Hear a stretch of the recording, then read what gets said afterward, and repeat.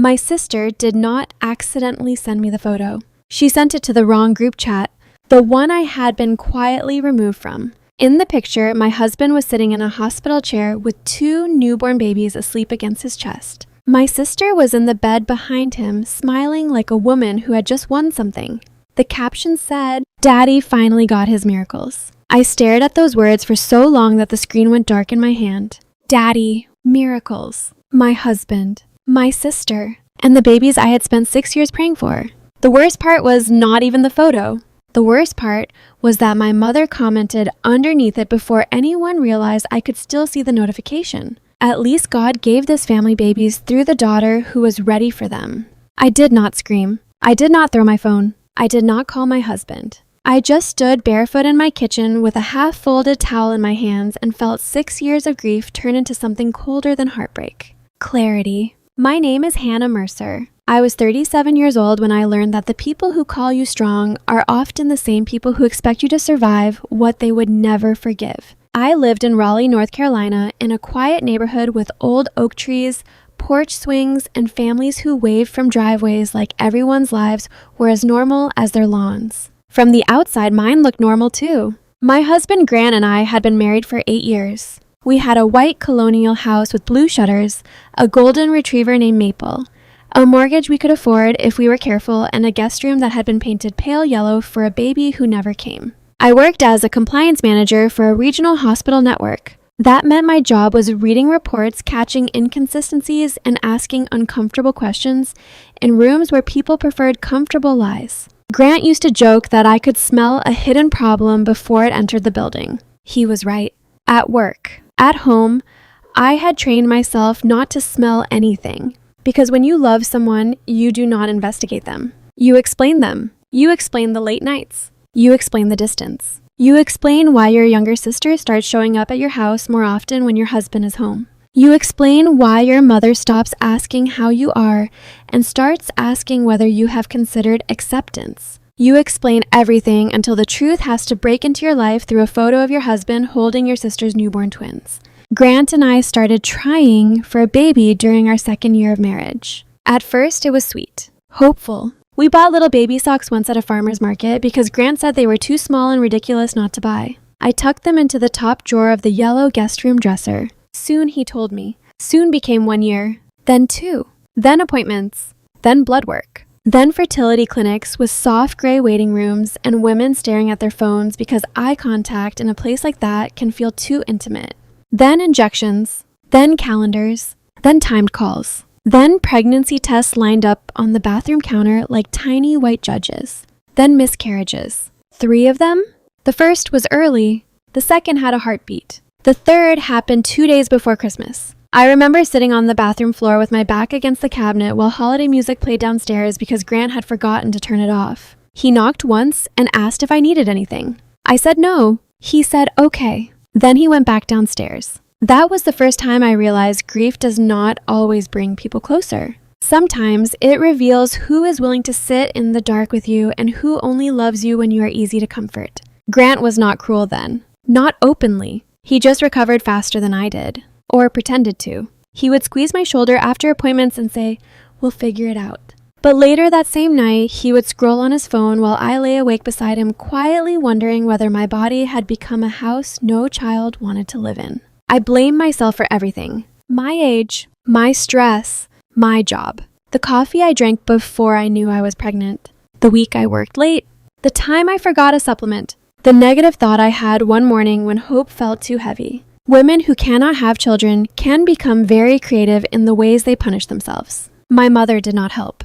Denise Carter was the kind of mother who believed pain was more respectable when it was quiet. She loved family photos, holiday traditions, church luncheons, and saying things like, "We don't air private struggles." She was proud of me when my success made her look good. She was less proud when my sadness made her uncomfortable. My younger sister, Madison, had always been different. Madison cried easily, laughed loudly, needed rescuing often, and somehow every mistake she made became proof of how deeply she felt things. When Madison dropped out of college after one semester, my mother said she's just not meant for rigid environments. When I took out loans and worked 2 jobs to finish school, my mother said, "Hannah has always been so independent. When Madison dated men who borrowed money and disappeared, my mother called her romantic. When I married Grant, bought a house, and kept a steady job, my mother called me lucky. Lucky, not disciplined, not exhausted. Lucky. After our third miscarriage, my mother came over with a casserole and told me, maybe God is asking you to find purpose in another way. I was still bleeding. I remember standing in my kitchen, holding that casserole, wondering how a woman could hand her daughter chicken and rice while politely asking her to surrender the deepest hope of her life. Madison at least seemed kind back then. She cried with me. She bought me fuzzy socks after my second procedure. She texted, "You're going to be the best mom someday." She called Grant the patient husband, which irritated me, but I told myself she meant well. Looking back, I think Madison had always envied me. Not because my life was perfect. It wasn't. But because I had the version of adulthood she wanted people to think she deserved. A husband, a house, a stable income, a mother who praised me publicly even when she criticized me privately. And most of all, I had Grant. Grant was the kind of man people noticed. Tall, easy smile, good with kids. The first one to help carry folding chairs after a family barbecue. The first one to ask older women whether they needed more iced tea. He was not rich, but he looked like potential. He ran a small residential design and renovation business with a friend from college. They remodeled kitchens, flipped bathrooms, built decks, did the kind of work that looked beautiful on Instagram, but produced income less consistently than Grant wanted to admit. During the early years, I covered the gaps. Quietly. I paid the mortgage when a client delayed payment. I bought the new laptop when Grant said the design software kept crashing. I covered his truck repair. I paid off one credit card after he said a supplier deposit had gotten messy. I told myself marriage was partnership. I did not yet understand that partnership becomes exploitation when one person is always the emergency exit. Madison moved in with us temporarily after a breakup. That was 3 years before the photo. My mother called and said, "Hannah, she just needs a soft place to land." I said yes because I was the oldest daughter, and oldest daughters often mistake being available for being good. Madison slept in the yellow guest room. The room I had painted for a baby. She said she felt bad about that. Then she filled the closet with her clothes and hung fairy lights around the window. At first, it was fine. She made coffee in the mornings. She watched reality shows with me. She cried about her ex-boyfriend and said she wished she had what Grant and I had. Grant was kind to her. Too kind, maybe. But kindness is only suspicious after you know what it becomes. He fixed her car, helped her build a resume, told her she was smarter than she gave herself credit for. She started laughing at his jokes before he finished them. He started asking if Madison wanted takeout before asking me. Sometimes I would come home from work and find them in the kitchen leaning against opposite counters talking in that soft, easy way married people slowly lose if they are not careful. When I walked in, they always made room for me. That was the detail that delayed my suspicion. They made room. They did not jump apart. They did not act guilty. They simply adjusted smoothly, like I had entered a conversation that belonged to them and they were being polite enough to include me. After 8 months, Madison moved out. My mother said she was proud of her. Grant said the house felt quiet. I said yes, but what I meant was, it felt like a room after someone hid something inside it. The year before everything broke, Thanksgiving changed. My mother announced she wanted to host at her house in Cary like always, but with less pressure this year. Less pressure meant I was still asked to bring pies, mashed potatoes, and the green bean casserole, but Madison was asked to bring herself and a smile. I was used to that. Madison showing up was participation. Me showing up with half the meal was duty. That Thanksgiving, Madison wore a loose sweater and barely touched wine. Grant noticed. I noticed him noticing. At the time, I thought maybe Madison was trying some new wellness thing. She had been talking about clean eating and hormones and resetting her feminine energy, which sounded like something she learned from a podcast hosted by a woman selling $80 vitamins. At dinner, my mother asked Grant to carve the turkey. Not my stepfather, not my uncle. Grant. "You're so good with your hands," she said. Madison laughed. I looked up.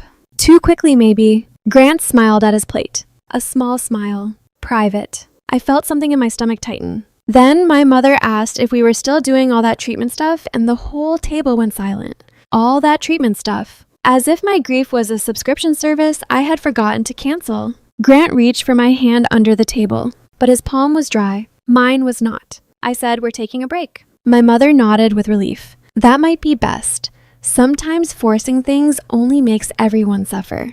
Madison looked at me with wide, shiny eyes. I just want you to be happy, hon. I believed her. That is the part that makes me feel foolish now. Not that Grant lied. Husbands who cheat lie. Not that my mother was selfish. She had been selfish in elegant ways my whole life. But Madison, my little sister. The girl I picked up from school when Mom forgot. The girl I gave my graduation dress to because she wanted something special for senior photos. The girl who slept in the room meant for my child. I believed she loved me. The photo came 11 months later. A Tuesday in late October. Ordinary. Gray sky. Laundry humming. Maple asleep near the back door. I was folding towels at the kitchen island and mentally planning dinner. Grant was supposedly in Wilmington meeting with a builder. Madison had been off social media for months, according to my mother, because she was focusing on her piece. My phone buzzed. A message from Madison. A photo. I open it without thinking. There he was. Grant, my husband, sitting in a hospital room chair with 2 newborns tucked into his arms. Madison in the bed behind him. Pale, tired, radiant. A balloon in the corner said, "Welcome, baby girls." The caption below the photo read, "Daddy finally got his miracles." For 1 second, my brain refused to attach meaning to what my eyes saw.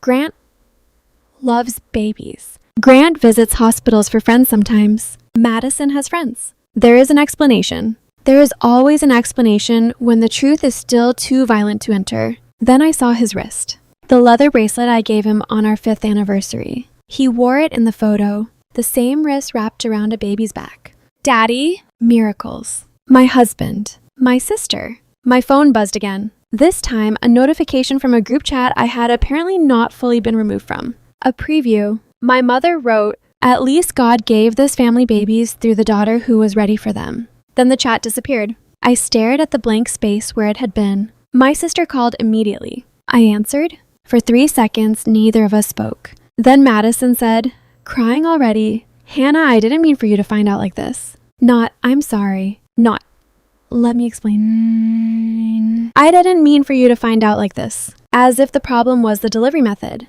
Not the babies. Not the betrayal. Not the years I spent injecting hormones into my stomach while she slept with my husband. I hung up. I stood in my kitchen with the towel still in my hands. Then I folded it, very carefully, corner to corner, once, twice, stacked it on the pile. That small action saved me. Because if I could fold a towel, I could breathe. If I could breathe, I could think. And if I could think, I could stop being the woman they expected me to be. The one who cried first. Asked questions second. Forgave eventually. Number. I did not call Grant. I did not drive to the hospital. I did not send my mother a message that would later be used as proof that I was unstable. I made tea. I sat at the kitchen table. I opened my laptop. And I started looking. People who think they are safe get lazy. They forget old passwords. They leave calendar entries. They reuse hotel rewards numbers. They charge flowers to cards they think no one checks because the wife is too busy grieving to audit her own life. Grant had been careless. Not stupid, just confident. There is a difference. I found restaurant charges in Durham on nights he said he was at supplier meetings. Gas station receipts near Madison's apartment. A boutique baby store charge from 4 months earlier hidden under the business credit card because he had labeled it client staging materials. A hotel outside Greensboro charged the week after my second failed transfer. I had been home cramping and crying into a heating pad. Grant had said he needed to clear his head and work late at the office. He had cleared his head in a king room with my sister. I kept going. Not because it hurt less, because stopping would have meant choosing ignorance, and ignorance had already taken too many years from me. I found photos in an old shared cloud folder. Grant must have forgotten I had access. Madison at a cabin in Boone wearing one of his flannel shirts. Grant's truck parked behind her. A selfie of them in sunglasses reflected in a store window. No kissing. No obvious proof. Just closeness. Comfort. The kind that does not happen by accident. The timestamps went back almost 3 years. 3 years. Madison had moved into our house 3 years ago. Madison had slept in the yellow room 3 years ago. Madison had brought me tea after appointments 3 years ago. I stood up so suddenly my chair scraped the floor. Maple lifted her head. I walked upstairs to the yellow room. It was technically a guest room again. Neutral bedding. A frame print of blue mountains. A closet with extra blankets. But I could still see where Madison had hung fairy lights. Tiny marks above the window frame. I touched one with my fingertip. My sister had lived inside my grief and made a doorway through it. That night, Grant texted, "Long day, staying over in Wilmington. Love you. Love you." I looked at the message. Then I wrote back, "Okay. Drive safe tomorrow." My hand did not shake. The next morning, my mother called. I let it go to voicemail. She called again, then texted, "Hannah, we need to talk like adults. Then, please do not make this harder for Madison. She just gave birth. Then, the babies are innocent." I stared at that one. The babies are innocent. Of course they were. That was the cruel brilliance of it.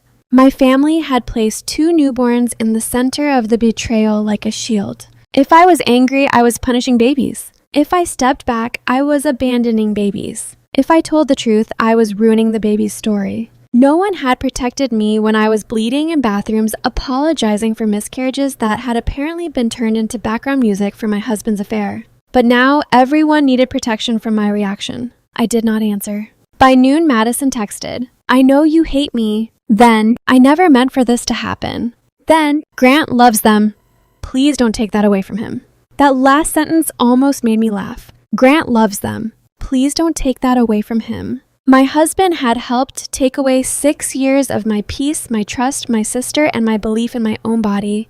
But everyone was very concerned that I not take away his joy. That afternoon, I called a divorce attorney. Her name was Rebecca Shaw. She had a calm voice and an office downtown with big windows, low bookshelves, and a bowl of peppermints on the conference table. I brought printed copies of everything: photos, receipts, texts, bank records. I apologized for how much paper there was. Rebecca looked at the stack, then at me and said, "Never apologize for being prepared."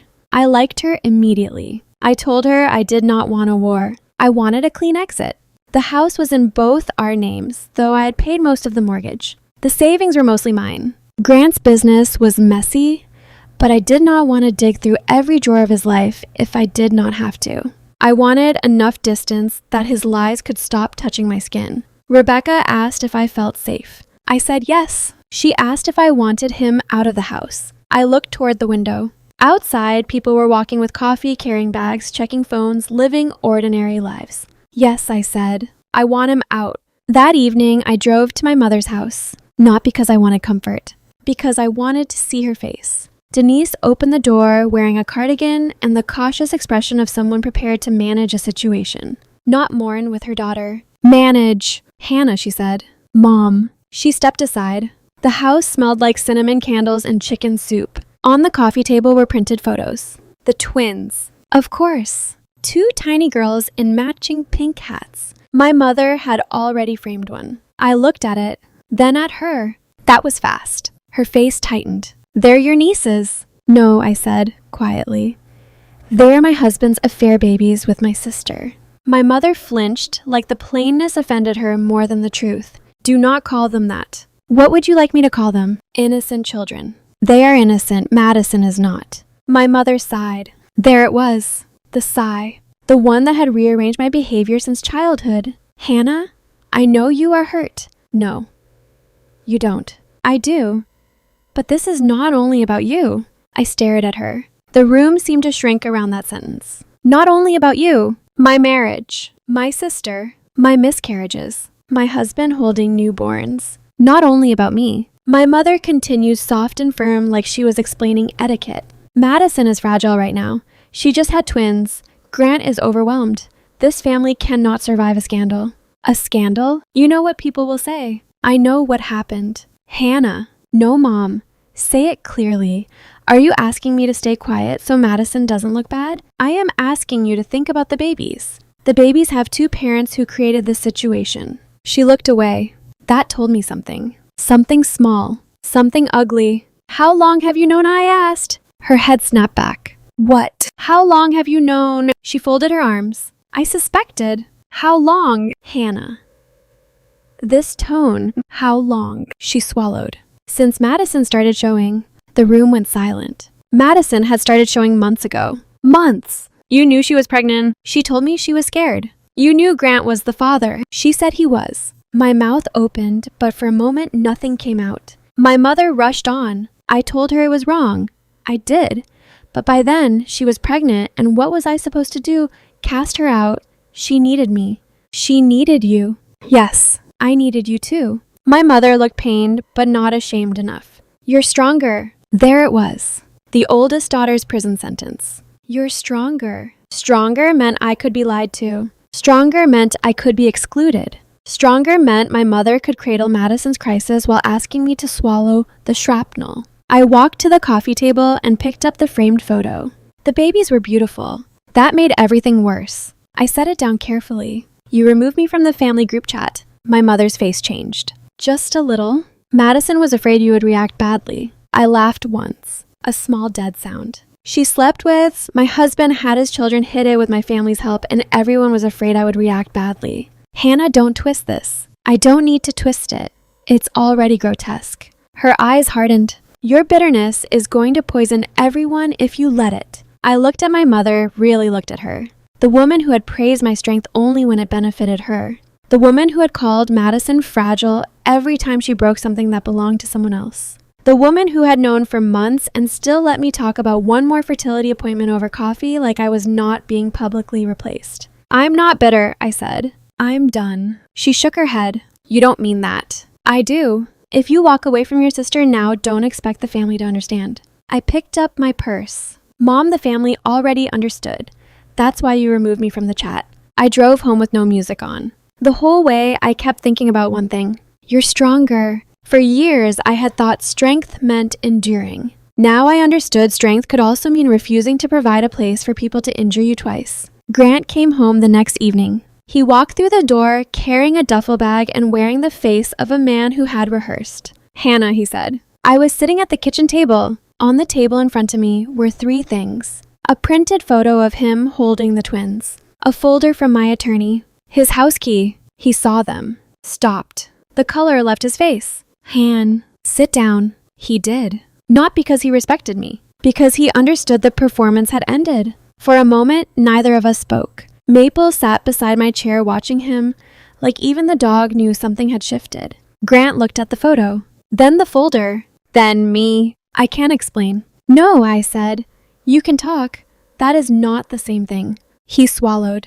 I never meant to hurt you. That sentence is fascinating. People say it after doing things that require scheduling secrecy, hotel rooms, deleted messages, family manipulation, and months of concealment. I never meant to hurt you. As if pain was an accidental side effect and not the predictable result of betrayal. When did it start? I asked. He rubbed both hands over his face. Hannah, please. When? His voice dropped. When Madison stayed here. The yellow room. The fairy lights. The tea. The guest towels I washed for her. I nodded once. Did you bring her into our bed? His head snapped up. Number. I watched him. He looked offended. As if fidelity had been shattered, but furniture boundaries remained sacred. I didn't, he said.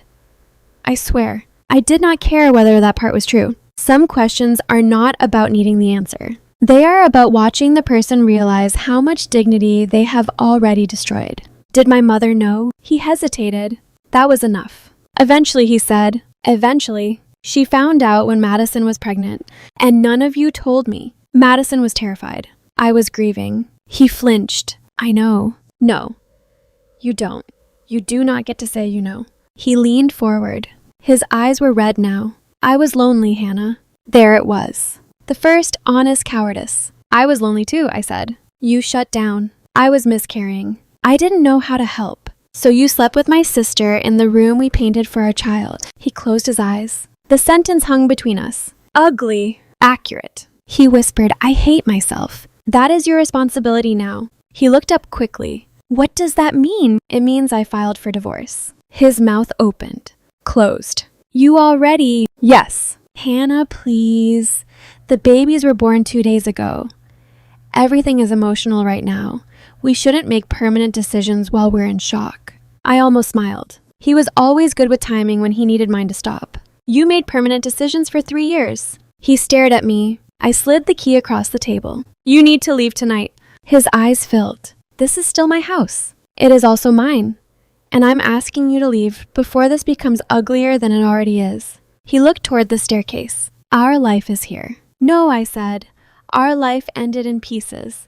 The photo just sent me the receipt. He cried then. Quietly at first. Then harder. A year earlier, I would have gone to him. I would have touched his shoulder. I would have comforted the man who destroyed me because his sadness looked familiar. That night, I stayed in my chair. Not because I hated him, because I had finally learned that compassion without boundaries is self-abandonment. He packed for an hour. I listened to drawers open and close. The closet door, the bathroom cabinet, the zipper of his duffel. Ordinary sounds. And sounds. When he came back downstairs, he stopped near the front door. "Do you want to see them?" he asked. I looked at him. The babies. The question was so cruel I do not think he even understood it. Or maybe he did. Maybe people become cruel when they are desperate to make their choices feel less monstrous. "No," I said. "They're innocent." "I know. They're part of the family." I stood then, very slowly. Grant listened carefully.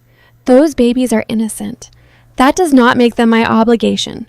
Do not ever confuse the two again." He looked ashamed. Good. He left. The house became quiet. Not peaceful yet. Just quiet. I locked the door behind him. Then I walked upstairs to the yellow room. I took the tiny baby socks out of the dresser drawer, the ones we bought at the farmer's market. For a long time, I held them in my hands. Then I placed them in a small box. Not the trash. Not yet. Some grief deserves storage before disposal. The next week became a storm of other people's needs. Madison texted every day, sometimes apologizing, sometimes defending herself, sometimes sending photos of the twins I did not open. Her messages had a rhythm. "I know I hurt you, but the girls are innocent. I never meant for it to happen. But Grant loves them? You're my sister. But please don't make mom choose." That last one revealed more than she intended. Please don't make mom choose. As if mom had not already chosen. My mother left voicemails. At first soft, then stern, then tearful. "Hannah, this family cannot heal if you refuse to speak. Hannah Madison is having trouble nursing because of the stress. Hannah Grant is devastated. Hannah, your silence is becoming punishment." I saved every message. Not because I planned to use them, because some part of me needed proof that I was not imagining the pattern. No one asked if I was eating. No one asked if I had slept. No one asked what it felt like to find out my husband became a father in the same season I had finally donated the last box of IVF supplies. They asked me to be careful with everyone else. One Saturday, I went to the grocery store. I was standing in the cereal aisle when I saw a woman from my mother's church. She smiled too brightly. "Hannah," she said, reaching for my hand. "I just heard the news about the babies." I froze. "What news?" Her smile faltered. "Oh, well, your mother said the family had welcomed twins in a complicated but beautiful way." A complicated but beautiful way. That was my mother's version. My marriage had been destroyed in a complicated but beautiful way. The woman kept talking. "Your mother said you're taking some space to process, which is understandable.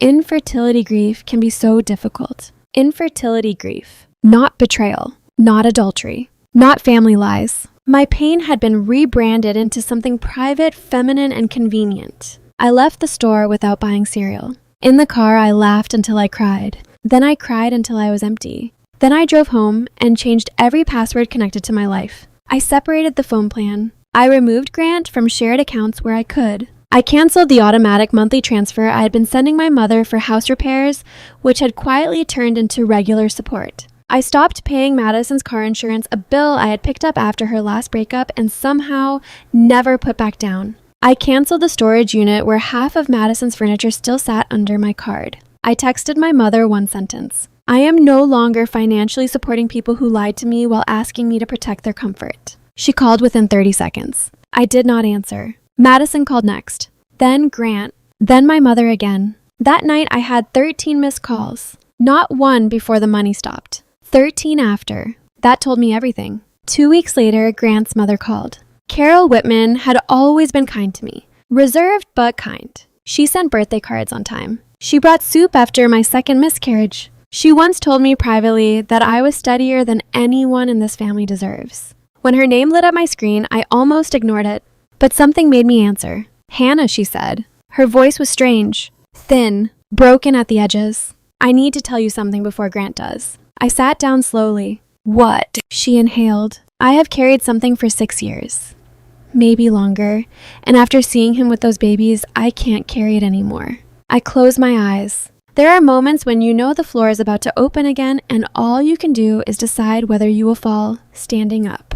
Carol asked, trying to meet. I chose a coffee shop near the hospital where I worked. Public. Neutral. Daylight. She arrived early and looked like she had aged 10 years. She wore a navy coat, no makeup, and held a manila envelope in both hands. Not dramatically. Not like evidence in a movie. Like guilt made paper. When I sat across from her, she did not waste time. I knew there was a medical report, she said. What report? She closed her eyes. When you and Grant were doing all those tests, there was one result that came to my house by mistake.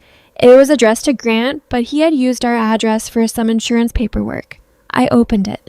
My body went cold. What did it say? She pushed the envelope toward me. Her hand shook. I should have given it to him, or to you, or called the clinic. I should have done anything except what I did. Inside were copies, old lab reports, a letter from the fertility specialist, plain language under medical terminology, a male factor issue, severe enough that the doctor recommended a serious conversation about options, a conversation Grant and I never had, because Grant never saw the report. I read the pages once. Then again, my ears rang. For 6 years, I had blamed my body. For 6 years, I had apologized to Grant in the dark. For 6 years, I had let doctors treat me, test me, medicate me, bruise me, because I believed the failure lived primarily inside me. And here was a letter that said the truth had been sitting in an envelope the whole time. I looked at Carol. Why? She was crying silently now. Grant always wanted children. He built so much of his identity around being a father someday. I thought if he saw that report, it would destroy him. I told myself there could be errors. I told myself the doctor would bring it up again. I told myself I was protecting my son. And what were you protecting me from? Her face crumpled. Nothing. That's what I have to live with. I wanted to hate her. Part of me did. But watching her sit there reduced by shame, I understood something. Carol's silence had wounded me. Deeply. But unlike my mother, she knew it. She was not asking me to make her feel better. She was not asking me to protect Grant. She was simply putting the truth on the table, late and broken, but finally real. I looked back at the report, then at her. Does Grant know? She shook her head. Number. Does Madison? Number. The meaning arrived slowly. Then all at once. Grant had been celebrating twins he believed were his. But if this report was accurate, and if nothing had changed, then the biology everyone had built this disaster around was not nearly as certain as they believed. I did not feel triumph. I need that to be clear. I did not sit in that coffee shop thinking, good, now he'll suffer. I thought about those babies, those innocent little girls born into a room full of lies. I thought about Grant holding them, Madison smiling, my mother framing the photo, the caption, Daddy finally got his miracles. And I felt the terrible weight of truth approaching people who had built a nursery on denial. What are you going to do? Carol asked. I folded the papers back into the envelope. I'm going to stop being the keeper of everyone else's lies. Carol nodded. I deserve that. This isn't about what you deserve. I know. No, I said gently. I don't think you do. That's what makes it different. She cried harder. I left with the envelope. That night, I slept for the first time in days. Not well, but deeply. The sleep of someone whose pain has finally been named correctly. Grant called the next evening. I answered. Hannah, he said carefully. My mother wants to meet me tomorrow. She sounds strange. Do you know why? Yes. Silence. What does that mean? It means you should go. Hannah, please don't do this mysterious thing. I looked around my quiet living room. Maple asleep by the couch. A half-empty mug on the table. The yellow room door closed upstairs. I'm not doing anything, I said. For once, everyone is about to deal with what already exists. He did not understand. He would. Carol told him the next day. I know because he came to my house that night. His car pulled into the driveway just after 9. I saw the headlights sweep across the wall. I did not move immediately. I finished rinsing my mug, dried it, placed it in the cabinet, then opened the door. Grant stood on the porch holding the envelope. He looked like a man who had driven through the collapse of his own life without a map. Hannah, he said. His voice broke on my name. You knew. I found out recently. He held up the papers. Is this real? Yes. His eyes filled. All those years. I said nothing. You thought it was you. Yes. You apologized to me. Yes. His face twisted. And I let you. Yes. He sat down on the porch step like his legs had given out. For a moment, I saw the man I had once loved. Not the liar. Not the cheater. Just a man struck by a truth that had waited years to hit him. I felt sorrow, but sorrow is not surrender. He looked up at me. The twins. I leaned against the doorframe. I think you should have a test before you keep building your life on assumptions. His face went white. Madison said. I know what Madison said. He stared down at the envelope. My mother knew. Yes. She let us suffer. Yes. Then he looked up. But I did this. That surprised me. Maybe it surprised him too. He said it again quieter. I did this, even if Mom had told me, even if everything was different. I still chose Madison. I said nothing. That was the first honest thing he had said in years. He cried then. Not the performative tears from our kitchen. Not the desperate tears of a man losing comfort. These were smaller, more frightened. I don't know who I am, he said. I looked at him sitting on the porch of the house we used to share. You're going to have to find out without using me as the mirror. He nodded like that hurt. Good. Growth should. Is there any version, he asked, where we don't end like this? Number. He closed his eyes. I thought so. Then why ask? Because part of me still wanted you to save me. There it was.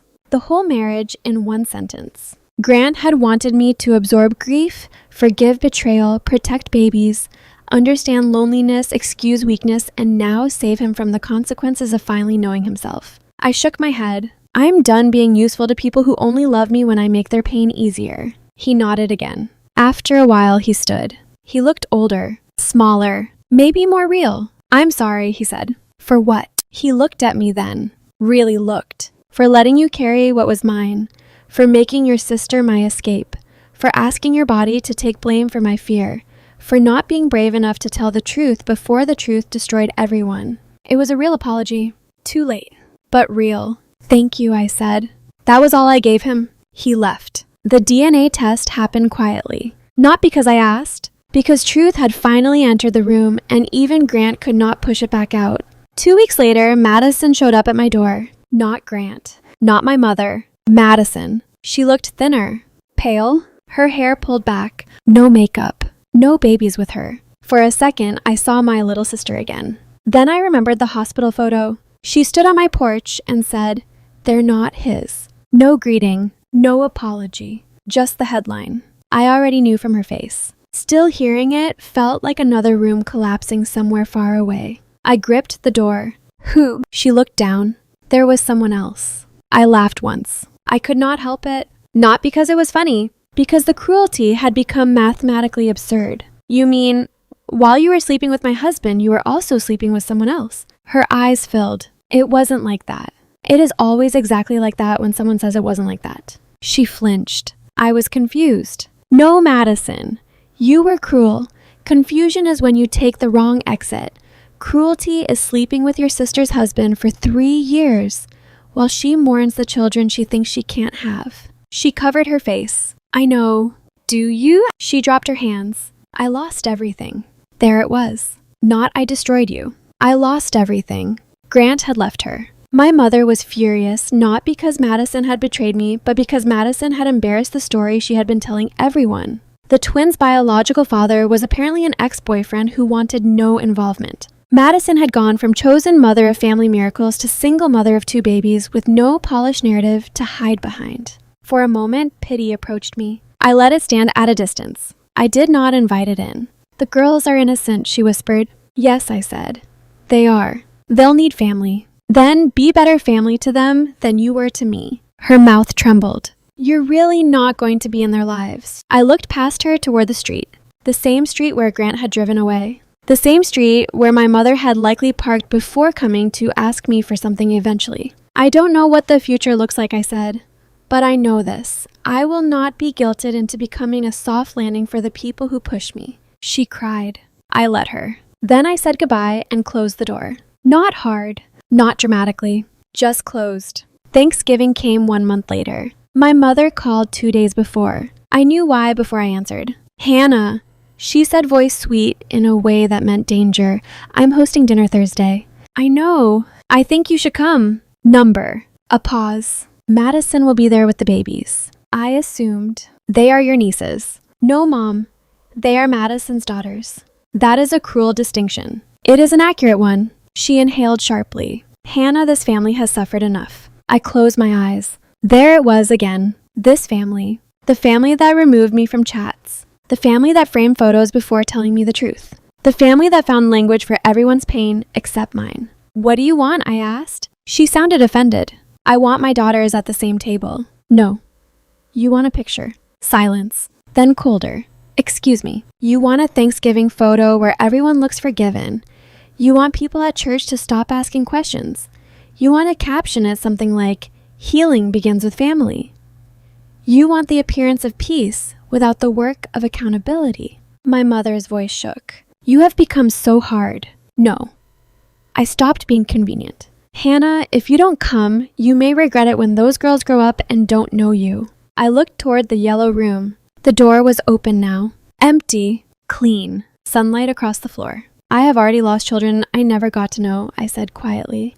Do not use children as leverage with me. My mother said nothing. For once. I continued. I am spending Thanksgiving somewhere peaceful. Alone. I smiled slightly. Yes, she meant it as a curse. It sounded like freedom. On Thanksgiving morning, I drove to the Blue Ridge Mountains. My father had left me a small cabin outside Blowing Rock years earlier. I had barely used it. Too busy with treatments, work, marriage, family obligations. Grant had always said it was too quiet. Madison once said it felt lonely in a sad way. My mother called it impractical. That morning, it felt like oxygen. The cabin was simple. Wood stove, old couch, tiny kitchen, a porch overlooking trees that had gone mostly bare for winter. I brought groceries for one. Coffee, bread, eggs, a small pumpkin pie from a bakery because I refused to make one that year. I lit a fire, changed into thick socks, turned off my phone. For the first time in years, Thanksgiving did not require performance. No pretending not to notice Grant's distance. No watching Madison soak up my mother's tenderness. No swallowing comments about God's timing. No family photos. No captions. No one asking me to hold babies for the sake of healing. Just quiet. At noon, I made grilled cheese and tomato soup. Not turkey. Not stuffing. Not tradition. It tasted perfect. After lunch, I sat on the porch wrapped in a blanket and let the cold air sting my face. I thought I would feel empty. I did not. I felt spacious. There is a difference. Empty means something is missing. Spacious means something harmful has finally been removed. In the months that followed, the divorce moved forward. I will not bore you with paperwork because paperwork was not the story. The story was that Grant stopped asking me to save him. Madison stopped sending baby photos. My mother stopped calling after I told her gently but firmly that every conversation requiring me to minimize my pain would end immediately. She tested that boundary 3 times. I ended the call 3 times. Eventually she learned, or at least she adapted. Carol wrote me a letter, a real one, on paper. She did not ask for forgiveness. She wrote what she had done, what it cost, what she wished she had done differently. She wrote that I had deserved the truth from the beginning. I kept the letter, not because it fixed anything, because accountability is rare enough that when you see it, you recognize its shape. A year later, I turned the yellow room into an office. I painted it deep green, changed the curtains, moved in a desk, bookshelves, and a reading chair. I donated the baby dresser to a women's shelter. The tiny socks stayed in a box, not because I was stuck, because healing does not require throwing away proof that you once hoped. I left my hospital job eventually and began consulting for patients navigating fertility treatment paperwork. Not as a savior, not as a crusade, as a woman who understood what happens when people are denied information about their own lives. I helped couples organize questions before appointments, read confusing billing statements, ask for copies of records, understand that no one should have to carry blame in the dark. It did not give me back the years. Nothing could, but it gave those years somewhere useful to go. Grant moved to Charlotte. I heard through Carol that he sold his half of the renovation business and started working for someone else. Maybe that was good for him. Maybe being responsible only for his own work was the first honest thing he had done in years. Madison raised the girls with help from my mother. I did not involve myself. Some people will judge me for that. They will say the babies were innocent. They are right. They were. But innocence does not create obligation in the people harmed by the circumstances of your birth. That is a hard truth, a necessary one. I wish those girls well. I genuinely do. I hope Madison becomes the kind of mother who tells the truth before lies become inheritance. But I am not required to become proof that everyone can be forgiven without consequence. As for my mother, our relationship became smaller, less frequent, less performative. She once asked if I thought I would ever be normal again. I told her I hope not. Normal had been me swallowing pain to make other people comfortable. Normal had been me paying bills, hosting holidays, hiding tears, and accepting that Madison needed tenderness while I needed to be strong. I did not want normal back. I wanted honest. I got it. Not all at once, not without loneliness, but slowly, piece by piece. A quiet house, a locked door, a Thanksgiving in the mountains, a room painted green, a bank account no longer bleeding for people who called me bitter when I stopped paying, a body I no longer blamed. That was the biggest healing, not the divorce, not the distance, not even the truth about Grant. The biggest healing was waking up one morning, making coffee, looking at myself in the bathroom mirror, and realizing I no longer hated the woman looking back. For years, I had treated my body like a crime scene, something to inspect, blame, correct, punish. But my body had carried me through grief, betrayal injections, miscarriages, sleepless nights, family cruelty, and the slow rebuild afterward. It had not failed me. People had. There is a kind of revenge in that realization. Not revenge that burns someone else's house down. Revenge that stops letting them live rent-free in yours. I did not destroy Grant. I did not expose Madison online. I did not ruin my mother's reputation at church. I simply stopped carrying what belonged to them.